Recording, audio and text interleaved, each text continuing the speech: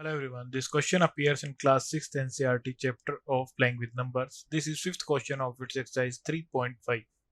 So the question says that write the smallest 5-digit number and express it in the form of its prime factor. So smallest 5-digit number हो जाएगा हमारे पास 1 0 0 0 0. इसके factor जाएंगे हमारे पास 2 into 2 into 2 into 2 and 5 into 5 into 5 into 5.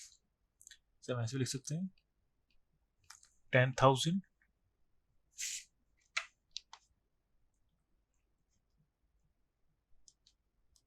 4 and 2,500. तो जाएगा 25 into 100. उसके जाएगा हमारे पास 5 and 5. 20 into 5. जाएगा हमारे पास 5 into 4. 4 का जाएगा 2 into 2. हो जाएगा 2 into 2.